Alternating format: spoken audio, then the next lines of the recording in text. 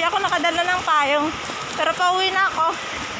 Galing ako sa market for dinner namin at gagawa tayo ng favorite soup ni ma'am. So, i-share ko sa inyo mamaya. Ay, see you later.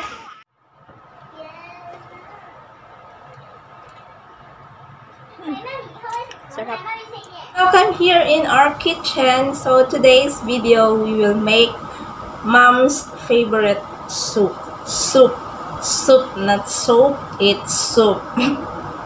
So gusto niya to na niluluto.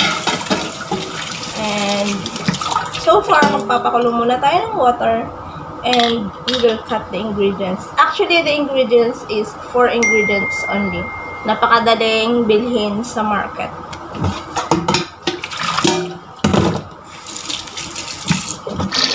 So, actually guys, dito sa tubig, dapat marunong ka lang tumansya ng tubig na ilalagay mo pag gumagawa ka ng soup. So, pero pag baguhan ka pa lang, actually hindi mo pa talaga alam kung ilan yung water na kailangan mong ilagay. So, sige, dito tuturuan ko na lang kayo. It's about 3 liters ang tubig na ilalagay natin dito. After that, ang gagawin natin, stop na, cover, okay.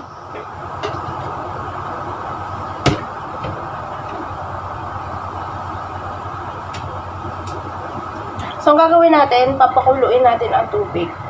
So, habang magpapakulo tayo ng tubig, syempre, kakat na natin yung mga ingredients. So, here's the ingredients. So, maglalagay tayo dito ng 30 pieces.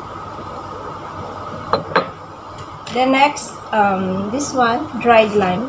So, ito pala is dried scallop. This one is dried lime. So, lalagyan natin ito. So, actually, pag ang soup is hindi ganon katamis, ang mga ingredients, nilalagay namin itong dried lime. Kasi ito, nakakadagdag lasa at bango ng soup. That's why we always like to put this one. So, ang gagawin natin dito is isusok natin ito sa water para lumambot syempre. Laging ginagawa, put the water and soak it.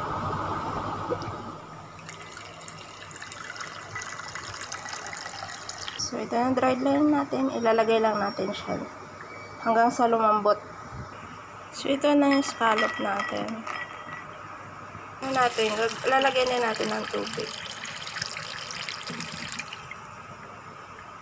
So, ayan yung dalawa ingredients. So, habang nasusok sila, magkakat tayo ng ating hairy melon at saka meron ditong 5 pieces na hairy melon. So, ang haba niya is parang isang dangkal ko. Tapos, isang gano'n. Yun. And, kanina bumili tayo ng fork. So, sa arms ng pig. Tapos, yun. Pinatanggal ko yung bone. Tsaka ito lang yung binili ko. Yung sa laman niya lang. Kasi ito yung gusto ni ma'am. Pag kinain niyo to kasi, sobrang lambot. So, masarap. Kaya favorite niya to.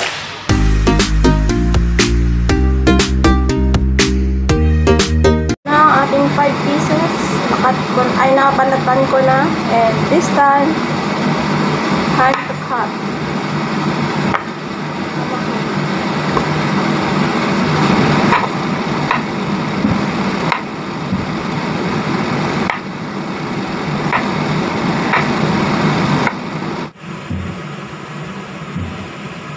So this time dito na naman tayo sa ating pork.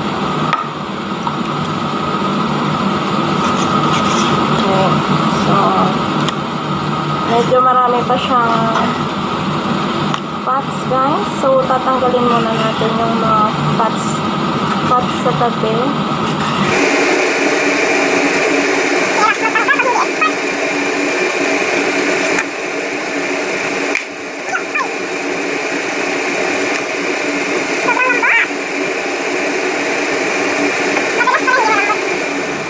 Kumukulo na yung ating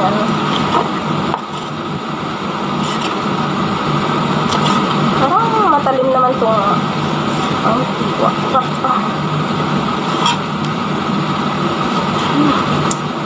Na-stress ako dito. Malaki.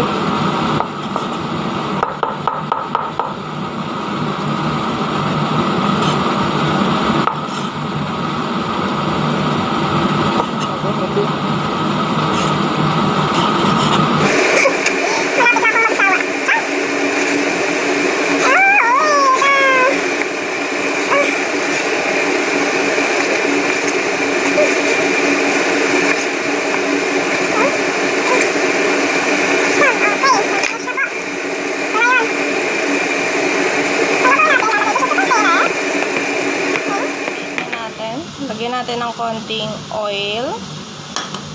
Then, soy sauce. Salt. Sugar. Cornstarch. At halo-haluin.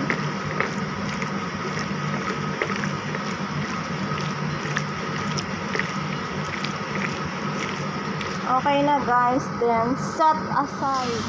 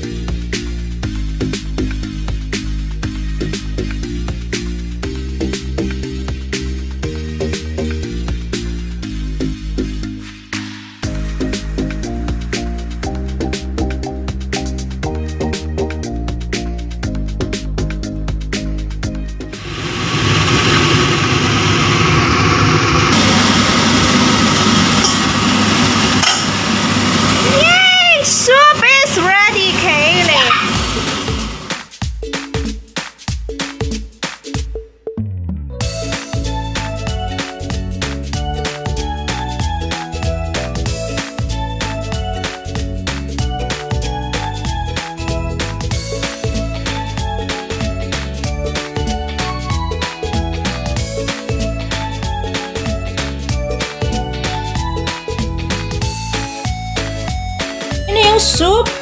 Let's drink the soup. But you cannot open this one. Because I don't know. Ho me. Ho me.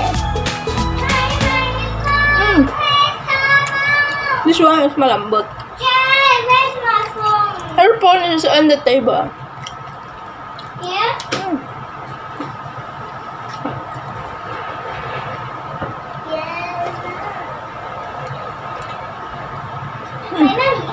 Sarap.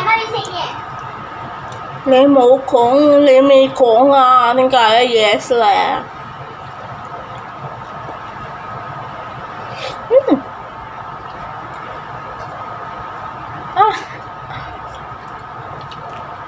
Tapos ito sinasawsaw sa sayaw.